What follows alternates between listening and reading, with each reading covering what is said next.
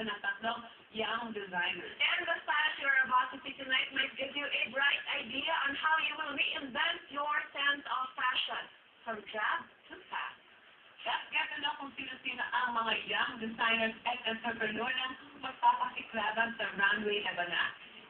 Her clothing line was the outfitter of all stars when they joined and won the International Hip Hop Championship. The cheerleader turned designer, Chai De Leon.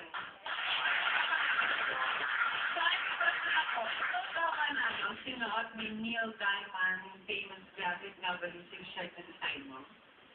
Saan? I was a member of the Black Pearl Philippines, yung Pirates of the Caribbean fans club ng Philippines. Tapos yung captain namin, she gave Neil Gaiman shirt. Ang galing mo rin. Kasi may nagdo siya sa black. A simple Mercado idea gave birth to his handsome business, the A-list graphic artist, Alan Bonsuya. Hi, Alan.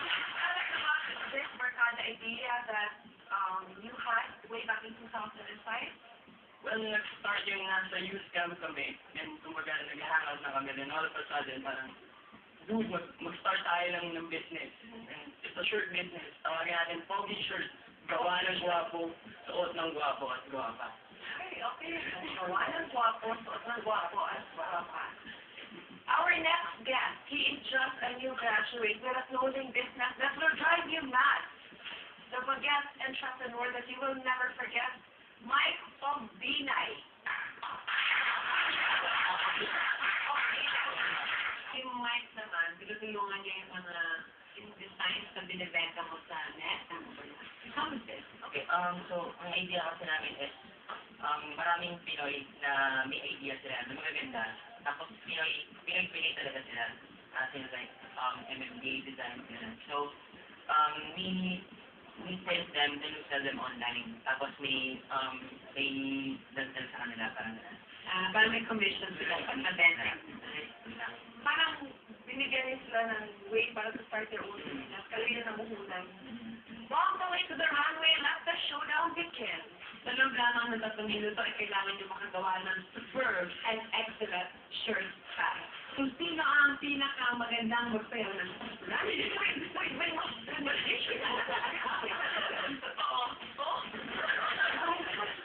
Ayan, sandali eh. Ano ba yan? Okay. Timer, start now. Yan mo pa to. Expanding technique para. That's right. Ay, kami na gusto mo yan. Yan talagang ginagawa nito sa mga t-shirt. Mike. Pangit. Ikaw, yan talaga yung style of shirt.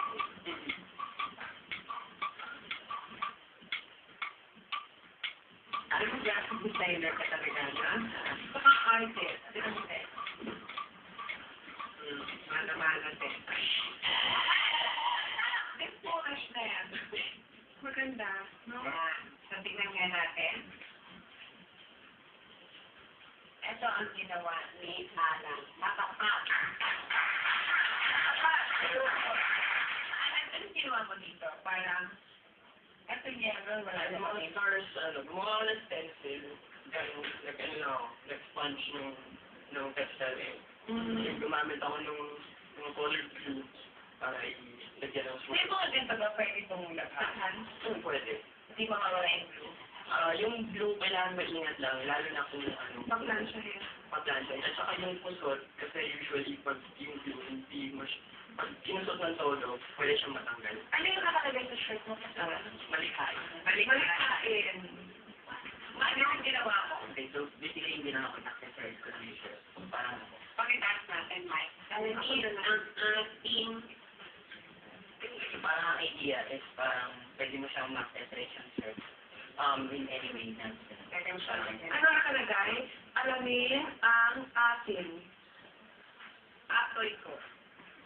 Ano ba yan? Anong alibata? Alibata kasi is an ancient writing style.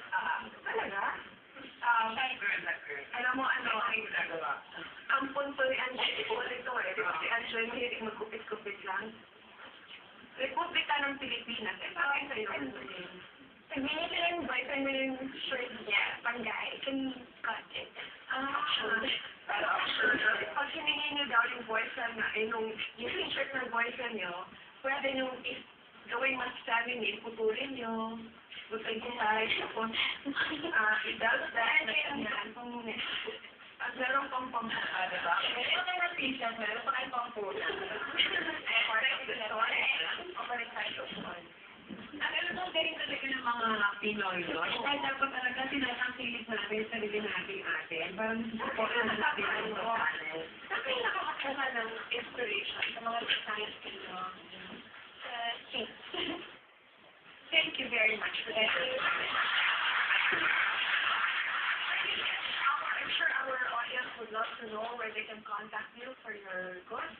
You can buy our shirts at readyoK.multiply.com. Yung site namin is foggyshirts.blogspot.com. And Mike, Site naman, Drawing Solutions PH. Drawing Solutions. Drawing Solutions. Yan. Drawing as in DRO. Para Pinay na Pinay. And Drawing Solutions PH.multiply.com. Give me a break. That's what you may hear from the misunderstood